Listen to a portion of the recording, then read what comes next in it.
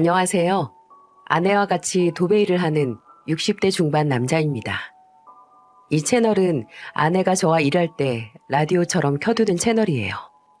그래서 저도 종종 같이 듣는데 참 세상에 별일 겪는 사람이 많구나 싶어서 저도 쓰게 됐습니다. 원래 내 god불이 남의 중병보다 더 아프다고 하잖아요. 다른 사연에 비해 저것도 일인가 싶을 수 있겠지만 정말 날벼락 같은 일이라 이렇게 사연을 쓰게 됐답니다. 자식이라고는 아들 하나, 딸 하나, 딱 2명뿐인데도 일이 생기려면 어떻게든 생기나 봅니다. 인생이 마음 먹은 대로 쉽게 사라진다면 얼마나 좋을까요? 환갑이 넘도록 살았지만 인생은 살아갈수록 산 넘어 산이 따로 없더라고요. 잘 키워서 시집장가 보내면 끝이구나 했습니다. 이제 부모 품 떠나서 각자 가정 꾸리고 잘 살겠다 싶었어요. 하지만 자식들도 저만큼이나 인생이 쉽게 풀리지 않더군요. 큰아들 장가 보내고 뒤이어 막내딸까지 시집 보냈을 때는 시원섭섭했습니다. 다들 자식들 결혼시키고 나면 시원섭섭하지 않으셨나요? 애들 결혼식 때 몰래 눈물을 훔쳤어요. 저는 도배 일을 오래 했는데 이런저런 핑계로 애들 크는 일에는 신경을 많이 못 썼습니다. 아내도 같이 도배 일을 하는데 가볍고 쉬운 일을 돕는 정도였어요. 애들 키우랴 일하랴 아내도 고생 참 많았을 거예요. 이렇게 바쁜 부모 밑에서도 잘 자라준 아들, 딸이 기특했습니다. 똑똑한 아이들이라 결혼하고도 알아서 잘 살겠거니 했어요. 하지만 제 생각과 달리 자식들의 결혼 생활은 극과 극이었습니다. 딸은 건실한 청년 만나서 오손도손 잘 살고 있었어요. 평생 그렇게 잘 살았으면 좋았으련만 안타깝게도 아들의 결혼 생활은 그리 길지 못했습니다. 불행은 뒤에서 뒤통수를 치고 나타난다고 하더니 결혼 생활 3년 차에 불행이 닥쳤어요. 큰며느리가 갑자기 심근경색으로 쓰러진 거예요. 참 건강했던 며느리였는데 이런 일이 생길 줄은 몰랐어요. 몇 년 전 큰아들이 참한 여자를 데려와서 결혼하겠다며 인사를 시켜줄 때만 해도 지병 같은 건 없던 평범하고 건강한 며느리였습니다. 아침만 해도 멀쩡했던 큰며느리가 갑자기 쓰러지자 아들은 얼마나 큰 충격을 받았겠습니까? 저도 그날은 등골이 서늘해진다는 게 이런 거구나 할 만큼 놀랐던 날이었어요. 큰며느리가 쓰러져서 응급실로 실려갔다는 다급한 전화에 아내와 함께 황급히 달려갔어요. 아들은 응급실 앞에서 넋이 나간 얼굴로 있다가 저를 보며 울면서 안겼습니다. 그러면서 제 품에서 아이처럼 안겨서 울먹이는 목소리로 말했어요. 아버지, 제가 너무 무심했어요. 아침에 숨 쉬는 게 힘들다고 했을 때 같이 병원부터 가자고 할 걸 그랬어요. 다 제 잘못이에요. 아니다. 사람 아픈 게 어떻게 네 문제야. 다 하늘의 뜻인 거지. 괜찮아. 너무 그러지 마라. 네가 그러면 아내도 미안해할 거야. 그만 울고 기다려보자. 별일 없을 거야. 1분이 1시간처럼 흘렀고 응급실 앞에서 손에 땀을 쥐며 기다렸어요. 저는 살면서 그렇게 기도를 많이 해본 건 처음이었어요. 신이 있다면 누구든 큰며느리 좀 살려주시고 차라리 늙은 저를 데려가세요 하고 속으로 되뇌었습니다. 참 지금 생각해보면 혼자 남겨질 아내 생각도 안 하는 나쁜 놈이었네요. 하지만 자식이 큰 슬픔에 잠길 생각을 하니 차라리 부모인 제가 감당하고 싶었습니다. 그날 응급실 앞에서 본 아들의 얼굴은 세상을 다 잃은 표정이었거든요. 응급실에서 나온 큰며느리는 고위험군 환자라 중환자실에서 집중 치료를 받게 됐어요. 그래도 치료를 받으면 괜찮아지나 싶었지만 의사는 저희에게 마음의 준비를 하라고 하더군요. 참담했습니다. 왜 이런 일이 착한 내 아들에게 생겼을까 싶었어요. 가망이 없다는 의사의 말에도 아들은 퇴근하면 병원으로 바로 직행했습니다. 아내는 며칠 새 얼굴이 까칠해진 아들이 걱정된다며 덩달아 병원으로 갔어요. 아내와 같이 일하는 저도 덩달아 같이 병원으로 자주 가게 됐습니다. 아내는 아들 먹일 죽을 챙겨와서 좀 먹으라며 건넸어요. 하지만 아들은 아내가 내미는 보온 도시락통을 거절하며 말했습니다. 제가 이걸 어떻게 먹어요? 저는 죄인이에요. 아내가 숨 쉬는 게 불편하다고 하는데도 출근이나 한 죄인이라고요. 일단 먹어야 힘을 내지.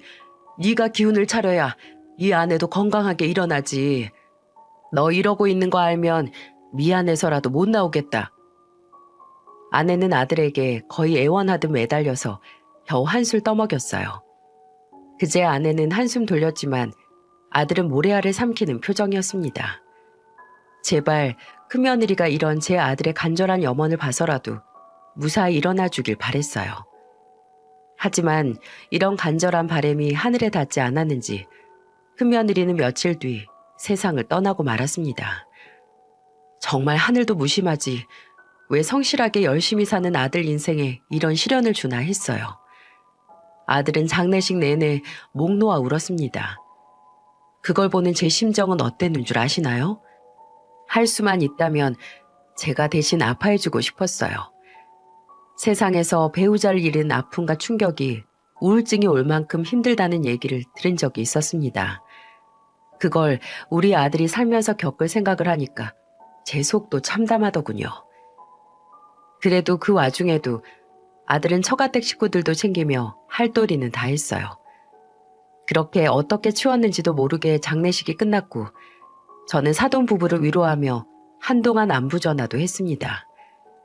제 아들은 배우자를 잃고 그때 사돈 부부는 자식을 잃었으니 얼마나 마음이 힘들었겠어요. 그때 저와 제 아내도 며느리가 떠난 충격에 한동안 일도 많이 못했습니다. 먹고 살자고 하는 일인데 그때의 마음으로는 일을 할 수 없었어요. 큰며느리의 빈자리가 느껴져서 한동안 저와 아내도 마음이 참 안 좋았고요. 아내는 밤이면 안타까운 마음에 눈물을 흘리고 했습니다. 그렇게 아픔도 차츰 가슴에 묻을 수 있을 만큼 시간이 흘렀다고 생각했어요. 하지만 아들은 1년이 지난 뒤에도 자책하며 방황했습니다. 사별한 아내를 가슴에 묻는 일은 제 아내에게 참 어려운 일이었어요. 하긴 그런 일이 누군들 쉬운 일이겠습니까? 저는 힘들어하는 아들에게 신혼집을 정리하고 저희가 사는 집으로 들어오라고 했어요. 거기 더 있다간 산 사람도 죽을 것 같았거든요. 아들은 힘겨운 마음으로 살던 집을 정리하고 저희 집으로 들어와 같이 지냈어요. 그래도 부모님과 산다고 씩씩한 척 하려는 것 같았지만 산송장 같더군요. 좋아하는 음식을 해줘도 먹는 둥 마는 둥 하니까 마음이 더 쓰였습니다. 하지만 아들은 저희 앞에서는 씩씩한 척 하려고 노력을 많이 했어요. 애써 괜찮은 척 웃어도 보이고 가끔 아내가 좋아하는 음식점에서 음식은 포장해 와서 같이 먹곤 했어요. 근데 또 웃으면 웃는 대로 마음이 아프더랍니다. 그래서 저는 나를 잡고 한밤에 아들을 불러 남자끼리 대화 좀 하자면서 근처 포장마차로 불렀어요. 저는 아들에게 소주를 따라주며 말했습니다. 벌써 1년도 넘었나? 시간이 안 갈 줄 알았는데 그래도 이렇게 가긴 가네. 네, 벌써 그렇게 흘렀네요. 넌 마음이 좀 어떠냐? 이젠 괜찮아? 그냥 그래요. 이제는 문득문득 생각나요. 너도 잘 살아야 먼저 간 사람도 잘 떠날 수 있는 거야. 이승에서 발목 잡고 있으면 네 아내도 편히 쉴 수가 없잖아. 그래야 하는데 마음이 좀 그래요. 이렇게 지내도 되는 건가 싶고요. 잘 지내도 괜찮아. 떠난 사람 마음 편해지게. 아들은 그날 오늘까지만 울겠다며 소주를 한 병 마시더군요. 저도 평생 도배만 잘 바를 줄 알았지 아들 마음 하나 감쌀 줄 모르는 투박한 사람입니다. 그래도 제 진심이 통했는지 아들은 모임도 나가고 취미생활도 시작했어요. 저와 아내는 그 모습을 보면서 안도의 한숨을 쉬었습니다. 부부는 부창부수라고 10년 넘게 부부 도배사로 일하다 보니 제가 기분이 좋아야 아내도 기분 좋게 일하더라고요. 그래서 아들이 잘 지내면 먼저 간 큰며느리도 편히 잘 있는 거겠구나 하면서 지냈습니다. 그렇게 하루하루 살다 보니까 계절이 가고 세월이 흐르듯 아들에게도 새로운 인연이 찾아오더군요. 평소 분식을 좋아하지도 않던 아들이 분식을 그렇게 사오는 거예요. 처음에는 의아했어요. 저희 집으로 들어오는 길에 있는 그 분식점은 아내가 자주 찾던 곳이긴 했습니다.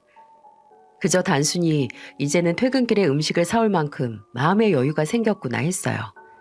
그런데 아내와 일을 마치고 돌아오는 길에 우연히 신기한 광경을 목격하게 됐어요.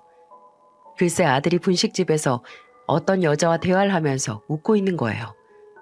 저와 아내는 놀라서 자세히 보니 분식집을 운영하는 여자 사장이었습니다.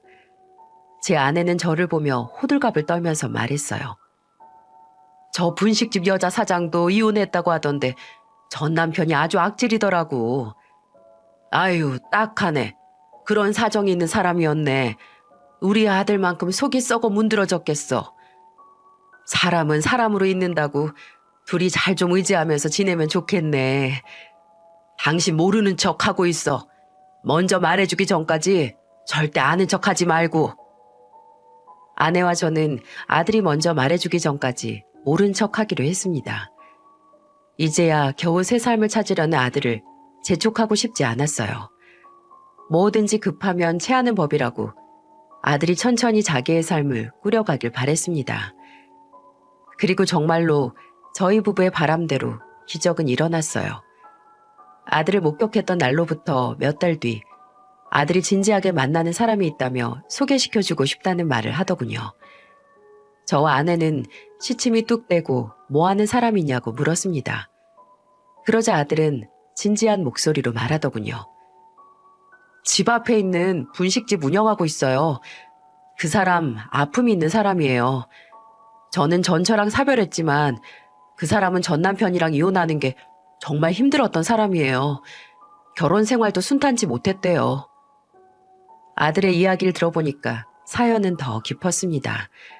술만 마시면 폭행과 폭언을 일삼고 늘 도박까지 일삼는 사람이었다더군요. 도박하다 돈 잃으면 돈 내놓으라고 때리고 술 마시면 또 때리고 참 인간 말종 같은 사람과 살았던 것 같습니다. 그 지겨운 결혼 생활을 하고도 제 아들과 진지하게 만나게 됐다니 두 사람이 마음속 아픔을 서로에게 의지하며 이겨내겠구나 싶었어요.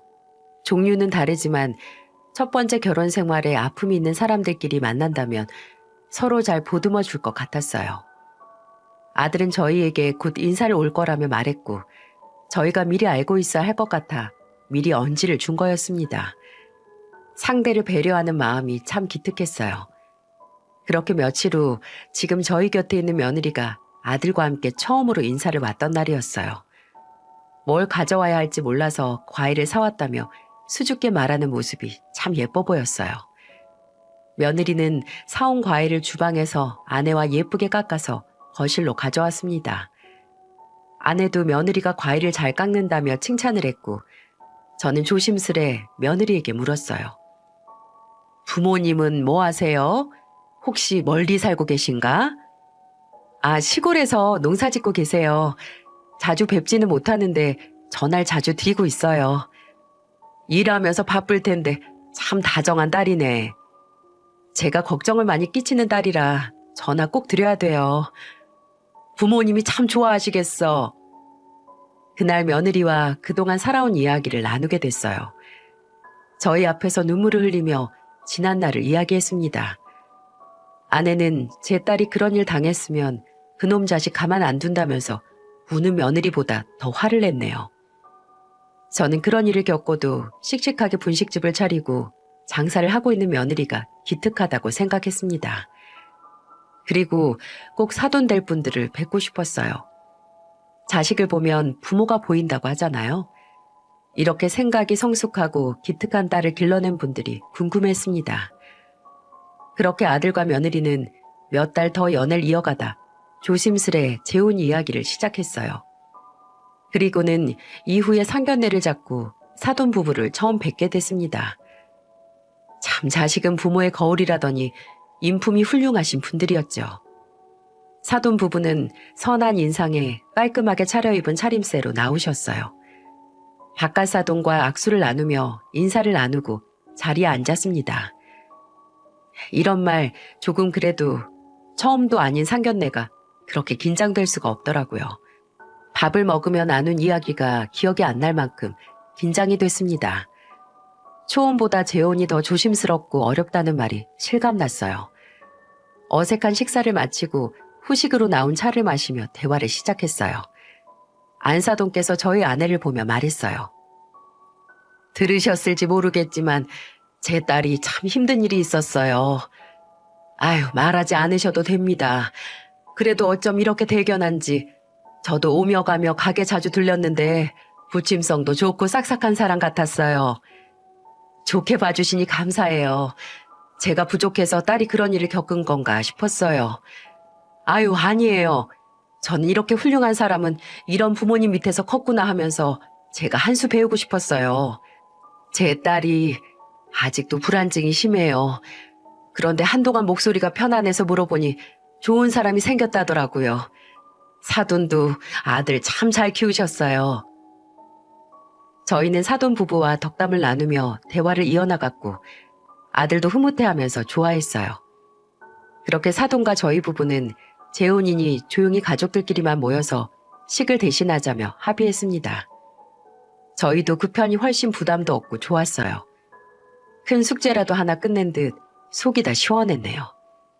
그리고 자리가 끝나고 주차장으로 갔습니다. 저는 안사돈께 멀리서 와주셔서 감사하다며 나중에 내려가서 밥이나 함께 하자며 말했어요. 그러자 안사돈도 화통한 목소리로 언제든 환영한다면서 말해주셨습니다. 그렇게 아들도 사돈 부부에게 인사를 하며 가려는데 한 임산부가 차에서 내리다가 사돈 차를 문으로 치는 장면을 목격했어요. 차 가까이에 있어서 소리가 조금 들렸거든요. 안사돈이 놀란 표정을 지었고 차에서 내리던 임산부도 깜짝 놀라 어쩔 줄을 몰라 했습니다. 그 모습을 보고 안사돈은 얼른 달려가서 차를 확인하고는 큰 소리로 웃었어요.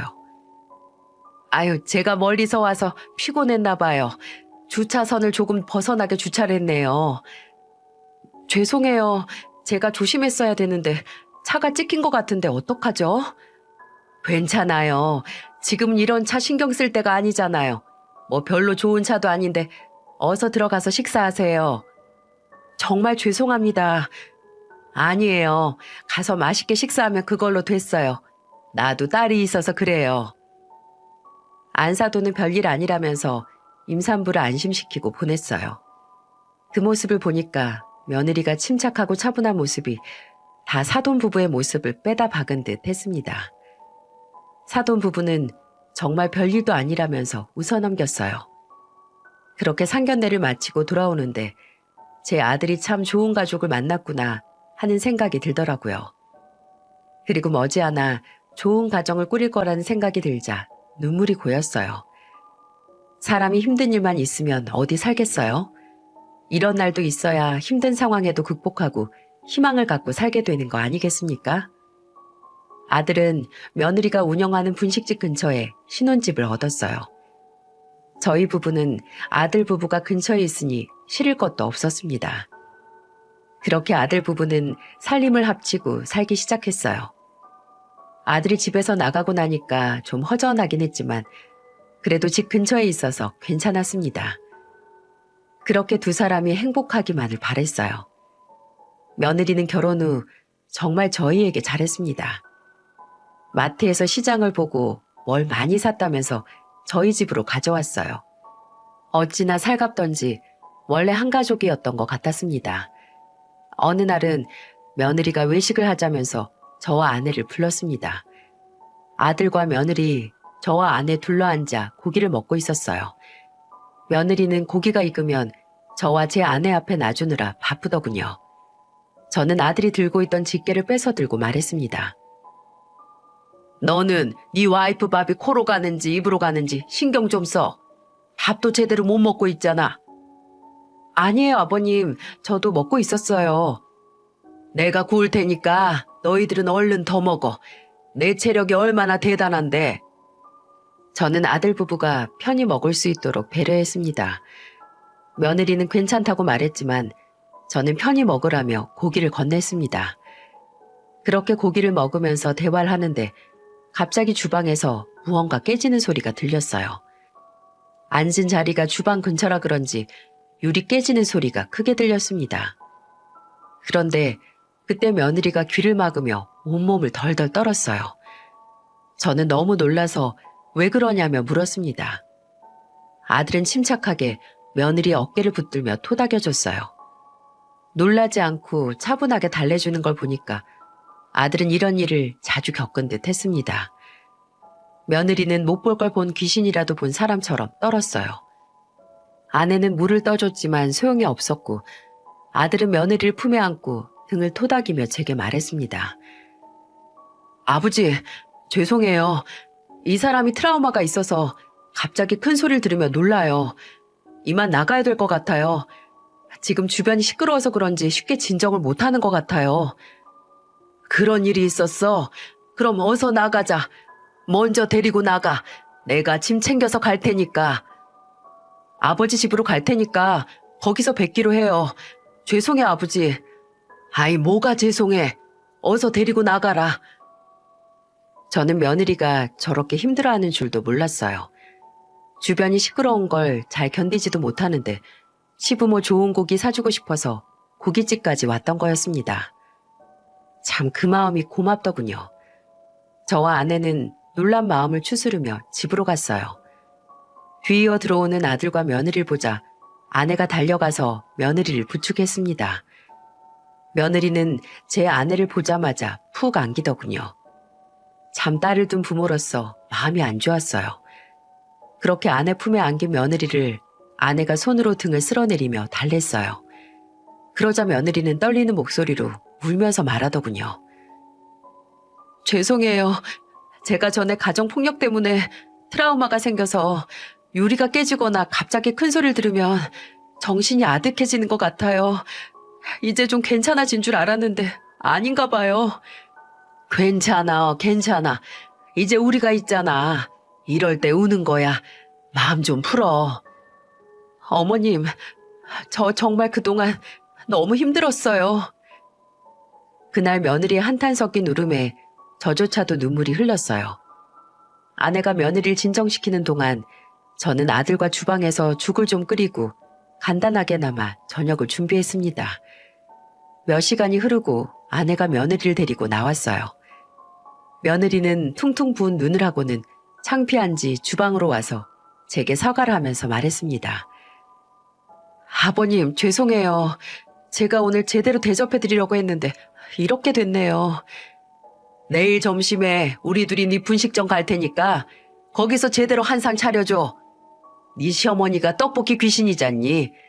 내일 제대로 차려주면 되잖아. 아니에요. 점심에 한식집이라도 가요. 죄송해요. 밥은 집에서도 먹는 게 밥인데 내일은 그냥 떡볶이 먹으러 가야겠네. 며느리는 계속해서 미안해했어요. 그렇게 미안해할 일도 아닌데 마음 쓰는 게 안타까워서 저는 아내와 분식집으로 간다며 둘러댔습니다. 그러고 보니 며느리가 하는 분식집은 어른보다 근처 초등학생들이 많이 찾아오는 곳이었어요. 분식집이 크지 않고 소박하게 하고 있었습니다. 이런 아픔이 있는데도 사회생활을 하면서 극복하고 있었다는 게 대단했어요. 요즘 젊은이들 조금만 힘들어도 금세 그만두는데 며느리는 무슨 일을 해도 크게 될 사람이라고 생각했어요. 이래저래 참 며느리가 기특하고 예뻐서 과거 일로부터 빨리 벗어날 수 있게 도와주고 싶었습니다. 그래서 다음날 점심에 정말 아내와 같이 며느리의 분식점을 찾아갔어요. 며느리는 저희가 온다는 말에 어디서 초밥도 사다 놨더군요. 괜히 부담을 준 건 아닌가 미안했습니다. 그렇게 셋이서 밥을 먹는데 분식집 전화벨 소리가 울리더군요. 그런데 며느리가 새하얗게 질린 얼굴로 전화를 보기만 하는 거예요. 저는 며느리가 불편해 보이길래 제가 대신 받으려고 했습니다. 하지만 며느리가 저를 말려서 울리는 전화를 보고만 있었어요. 저는 느낌이 안 좋아서 며느리에게 조심스레 물었습니다. 요즘 가게로 이상한 전화가 오니? 아주 얼굴이 사색이 됐네. 그게 며칠 전부터 전 남편이 가게로 자꾸 전화를 해서요. 그랬구나. 전화는 끊겼는데 여기로 찾아오면 어쩌니? 아니에요. 설마 그렇게까지 하진 않겠죠. 며느리의 손이 떨리고 있었어요. 이게 참 보통 일이 아니구나 싶었습니다. 솔직히 이미 이혼한 마당에 전화까지 할 정도면 찾아오는 건 시간 문제 아닌가요? 그날은 겨우 하루 넘겼다지만 앞으로는 정말 무슨 일이 생길 것 같았습니다. 그래서 저는 분식집을 나와서 고민을 좀 하다가 상황이 안 좋아 보여 아들에게 미리 언지를 해줬어요. 이미 아들도 상황을 어느 정도 알고 있는 것 같았어요. 경찰에 신고도 해봤지만 소용이 없다면서 한탄을 하더군요.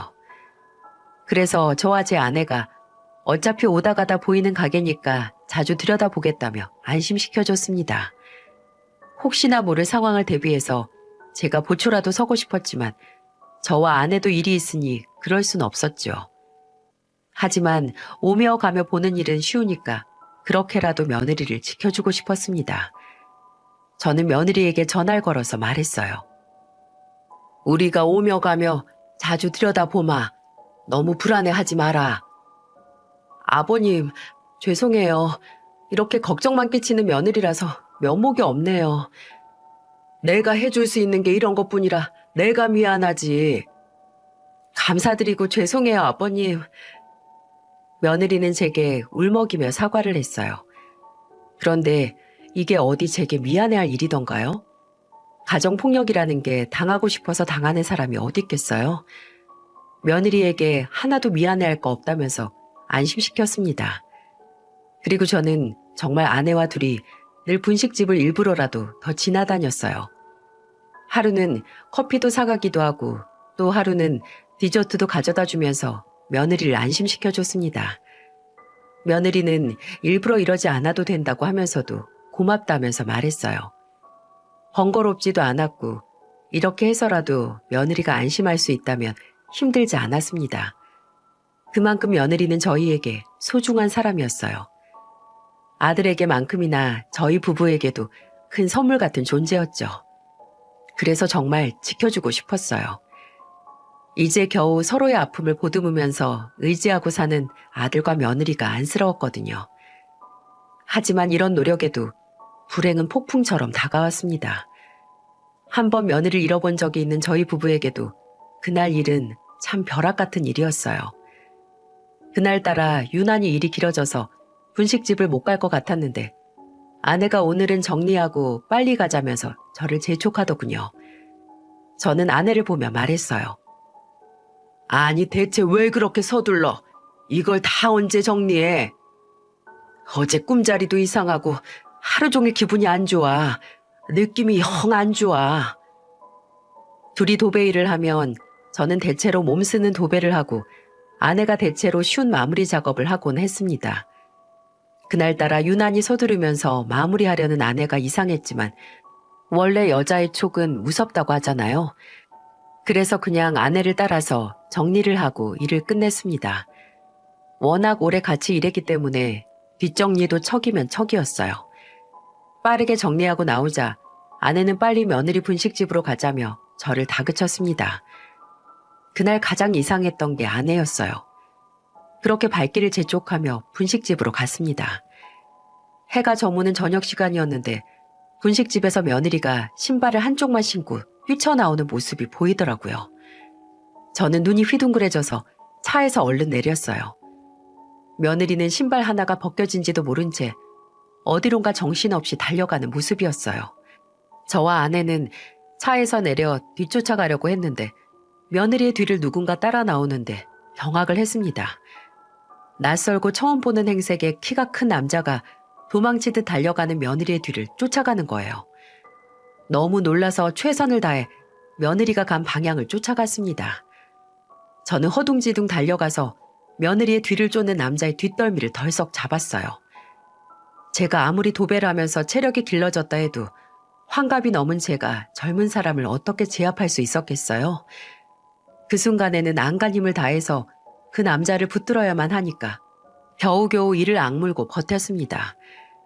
어찌나 힘이 센지 아무리 세게 잡아도 놓칠 것만 같았어요. 며느리는 저를 보면서 하얗게 질린 얼굴로 큰 소리로 외쳤습니다. 아버님, 저 좀 살려주세요. 저 사람이에요. 전 남편이 바로 저 사람이에요. 뭐야? 이놈 자식이 그 쓰레기 같은 놈이라고? 저는 며느리의 말에 놀라서 더 힘을 주며 잡았고 두 손으로 몸을 붙들어 매고 냅다 머리로 그놈 자식 머리에 박치기를 했습니다. 그러자 아픈 건 아는지 그 인간 같지도 않은 남자가 악소리를 내는 거예요. 그런데 그때 옆에 있던 제 아내가 그 자식 손을 깨물고는 소리쳤습니다. 야, 어쩐지 오늘 뒤숭숭하더라니. 내 손에 걸리면 너 가만 안 두려고 벼르고 있었어. 아줌마가 뭔데? 내 마누라 내가 맘대로 하겠다는데 난리예요? 뭐야? 누가 네 마누라야? 나는 너 같은 쓰레기 같은 아들 둔 적 없어. 내가 저 사람 시엠이다. 어쩔래? 아내는 있는 힘을 다해서 머리를 양손으로 쥐고 흔들었습니다. 그것도 아픈지 몸을 사방으로 흔들면서 악을 쓰더군요. 저는 주변에서 구경하며 서 있는 사람들을 보며 말했습니다. 이 사람 가정폭력범이에요. 같이 좀 잡아주세요. 전처 찾아와서 영업 방해하는 것도 모자라서 이젠 사람도 때리려고 해요. 제가 소리치며 사람 좀 잡아달라 하자 주변에서도 전 남편 놈을 꼬집으면서 같이 잡아줬습니다. 그리고 제가 경찰에 신고 좀 해달라면서 외쳤어요. 그러자 한 청년이 경찰에 신고하겠다면서 핸드폰을 꺼내들었습니다. 그런데 그런 상황에도 그 쓰레기 같은 놈은 뚫린 입이라고 아무 말이나 내뱉었어요. 네가 나 없이 잘 살 것 같아? 내가 쉽게 이혼해 줄 것 같아? 너는 나 없이 절대 혼자 못 살아. 내가 가만 안 둘 거야. 그 순간 아내가 그 쓰레기 같은 놈의 입을 손으로 찰싹 내리치면서 말했습니다. 너만 없으면 잘 살 사람이야. 어딜 잘 사는 사람 찾아와서 발목을 잡으려고 해. 내가 우리 며느리 너 같은 놈한테 당하게 가만히 있을 것 같아? 저는 그 놈을 붙들고 있는 손에 더욱 힘을 주며 결박했어요. 아내는 옆에 있던 빗자루까지 들어서 힘껏 두들겨 팼습니다. 그동안 며느리만큼이나 저희 부부도 마음고생이 심했거든요. 그러니 얼마나 쥐어받고 싶었겠습니까? 그리고 잠시 후 경찰이 와서 쓰레기 자식을 연행해 갔습니다. 며느리의 보호자로 같이 경찰서로 갔고 뒤이어 아들도 경찰서로 달려왔어요. 아들은 놀란 며느리를 발견하고 안아주더군요. 며느리는 그제야 울면서 말을 하기 시작했고요. 저 사람이랑 힘들게 이혼했어요. 어디서 저 결혼했다는 소리 듣고 얼마 전부터 전화에 문자에 계속 절 괴롭혔어요. 그리고 오늘은 영업 중인 가게까지 찾아와서 뒤집어 엎은 거고요. 제가 전화도 차단하고 문자도 안 받아주니까 이렇게 뛰쳐온 거라고요. 나 아직 네 남편이야. 내가 아직 이혼을 안 하겠다는데 누구 마음대로 새 살림을 차려? 너 그거 바람 피는 거야? 내가 가만둘 것 같아? 서류까지 다 정리했는데 이제 와서 왜 이래? 또 돈 떨어졌니? 넌 진짜 구제불능이다. 그때 제 아내가 그놈의 자식 뒤통수를 또 때렸어요. 경찰이 여기서 이러면 안 된다고 아내를 말려서 그쯤 멈췄는지도 모릅니다. 아내는 그래도 분이 풀리지 않는지 가슴을 치며 말했어요. 내가 너무 분해서 그러는데요. 제발 좀 사회에 발도 못 딛게 해주세요. 내가 아니라 국민으로서 이런 놈은 감옥에서 썩어야 할 사람이에요. 그랬습니다. 며느리의 전 남편이란 놈이 며느리가 다 차단하니까 가게까지 찾아온 거예요. 경찰서에서 대체 왜 이런 짓을 했는지 신문하는 걸 듣다가 우라가 치밀었어요. 그래도 이렇게라도 잡아 쳐넣었으니 속은 시원했습니다. 정말 그날 아내가 낌새가 안 좋다고 가자고 안 했으면 우리 며느리 큰일 날 뻔했지 뭡니까? 의처증도 심하고 도박 중독에 알코올 중독까지 세상에 하나만 해도 사람한테 해로울 거를 며느리의 전 남편은 다 가지고 있더군요. 저는 경찰서에서 더 놀라운 사실을 알게 됐어요. 글쎄, 제 며느리 전 남편은 폭행 전과도 있는 사람이었더군요. 세상에 저런 악질 같은 나쁜 인간이 착한 며느리 옆에 있었다는 게 분통 상했어요. 그날 그 전 남편은 스토킹 폭력 협박으로 또다시 연행되게 만들었습니다. 나중에 알고 보니까 며느리 가게에서 현금도 훔쳐간 게 CCTV에 찍혀서 절도죄도 추가했어요. 그 자식한테 걸 수 있는 죄는 다 걸어서 신고했고 결국 또다시 교도소로 수감됐답니다. 그래도 며느리는 한동안 불안증이 심해져서 가게 문도 못 열 정도였어요. 사돈 내외도 며느리가 걱정됐는지 한동안 신혼집에서 같이 지내는 것 같았습니다. 그렇게라도 며느리가 안정을 되찾을 수 있다면 다행이라고 생각했어요. 아들도 이렇게라도 아내가 안정을 되찾는다면 다 괜찮다고 제게 말했고요.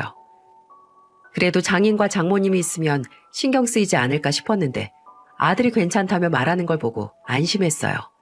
그날 이후 며느리의 전 남편은 수감돼서 찾아오지 못할 걸 알고 있었지만 온 가족이 며느리 지키기에 혈안이 되어 있었어요. 며느리가 한동안 잠잠했던 불안증이 찾아오자 좀처럼 진정하질 못했어요. 그때 아내는 며느리를 위해서 시장을 봐서 찾아가곤 했습니다. 사돈 부부도 와 있는데 저희가 어떻게 가만히 있을 수 있겠어요? 그래서 아내 몫까지 제가 더 일하더라도 아내를 아들 부부네 집으로 보냈어요. 아무리 어려운 일도 온 가족이 모이니까 이겨내지더군요. 며느리도 차츰 괜찮아져서 제 아내와 어머니를 모시고 나들이도 가곤 했습니다. 아들은 제게 담담한 목소리로 말했어요. 아버지, 저는 이제 사랑하는 사람 잃고 싶지 않아요. 한번 겪어보니까 일보다 돈보다 중요한 게 가족이라는 게 요즘 느껴져요.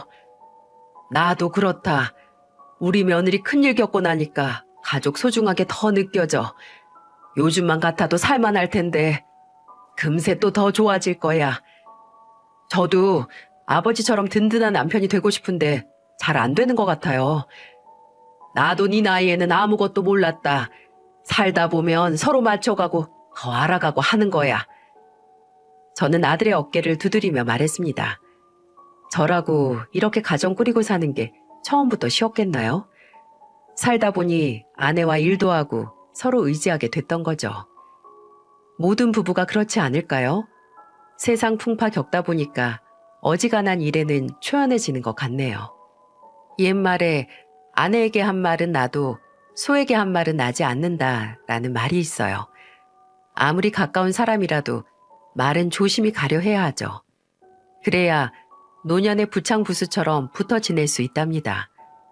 가끔 저희 부부 일하는 걸 보면 다들 싸우는 일 없냐고 묻더군요. 하지만 저와 아내는 생각보다 싸울 일이 없어요. 아내가 제게 좋게 말해주니까 저도 좋은 말만 하게 되는 것 같네요. 저는 제 아들이 며느리와 그렇게 잘 살길 바랍니다. 사돈 부부를 보면 며느리도 좋은 것만 보고 잘 컸다는 게 느껴져요. 부부로 살다 보면 자식도 키워야 하고 같이 노후도 준비해야 될 사이잖아요. 정말 인생을 같이 달려가야 하는 동반자인데 서로 합이 잘 맞아야죠. 아마 먼저 떠난 첫 번째 며느리가 지금 며느리 좋은 사람이라고 잘 지켜주라며 아내에게 촉을 내려주나 봅니다. 그날도 아내가 느낌이 안 좋고 꿈자리도 안 좋았다는 말을 하면서 떠밀리듯 현장을 나왔던 게 첫 번째 며느리가 어서 가서 지켜주라고 밀어줬던 건 아닐까요? 요즘도 가끔 아내와 그때 이야기를 해요. 그러다 보면 꼭 하늘에서 지켜보고 있는 것 같다며 씁쓸하게 이야기를 합니다. 항상 보면 꼭 좋은 사람들이 먼저 떠나는 것 같아요. 하늘에서도 부디 잘 있길 바랍니다. 며느리가 안정을 되찾자 사돈 부부는 2달 정도 머무르다가 다시 시골로 내려가셨어요. 농사일 때문에 두 분이서 교대로 왔다 갔다 하시다가 그제야 편안해진 며느리를 확인하고는 시골로 가시더군요. 이제야 제자리를 찾아가는 듯 했습니다. 며느리는 그날 이후 저희 집에 아들과 찾아와서 고개를 숙이며 말했어요. 어머님, 아버님, 정말 감사드려요.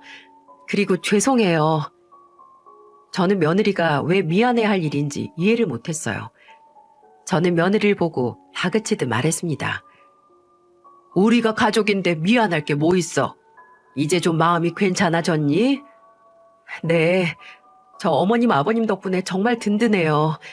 백만대군이 있는 것 같아요.